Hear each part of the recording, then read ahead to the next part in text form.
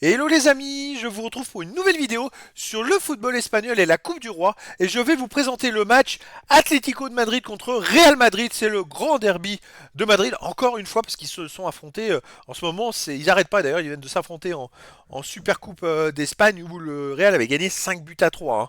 Et donc c'est un match qui a lieu ce jeudi 18 janvier 2024 à 21h30 pour le compte des huitièmes de finale de cette Coupe du Roi saison 2023-2024. Alors dans cette vidéo, pour définir une tendance, je vais revenir sur surtout la Liga, les scores, les résultats en Liga pour ces deux équipes avec d'autres informations. Donc on va voir le classement de la Liga avec les stats de ces deux équipes, en sachant que l'Atlético de Madrid est 5ème de Liga, le Real Madrid 2ème, avec un match en moins, hein, je précise. On verra ensuite le classement des meilleurs buteurs et passeurs pour ces deux équipes toujours en Liga, puis on enchaînera par les 10 derniers résultats, toutes compétitions confondues et les stats, et on terminera par les compos d'équipes et tactiques éventuelles, ce qui nous permettra d'avoir une idée, une tendance à ce match. Pour ceux qui souhaitent voir ce match à la télé, sachez que vous pouvez le voir sur la chaîne L'équipe Live. Alors donc au classement en Liga, on a l'Atlético de Madrid qui est 5ème avec 38 points en 19 matchs, 12 victoires de nul, 5 défaites, 39 buts marqués, 23 encaissés, plus 16 de différence de but. Bon, ils n'ont pas un parcours non plus irréprochable.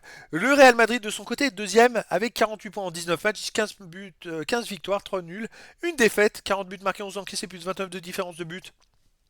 Comme l'Atlético de Madrid, ils ont un match en moins, donc effectivement, s'ils gagnaient le match en retard, ils pourraient passer premier. L'Atlético de Madrid, s'ils gagnaient, ils pourraient passer devant l'Athletic Bilbao, voire Barcelone.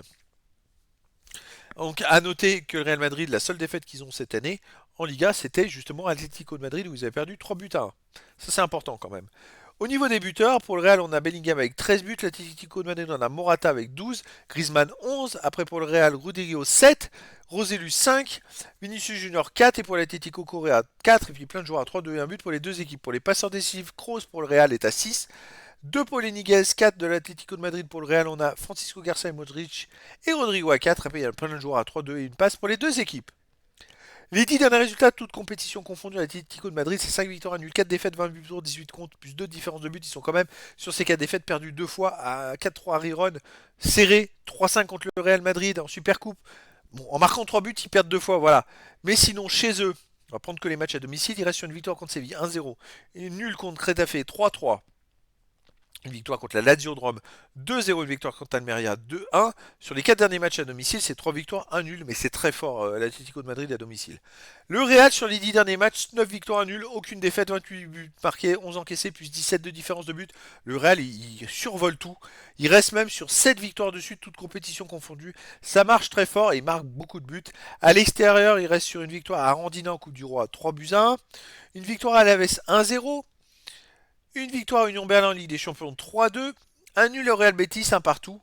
Donc voilà, sur les 4 derniers matchs joués à l'extérieur, il reste quand même sur 3 victoires et un nul, c'est un rouleau compresseur. Donc je dirais que tout est possible.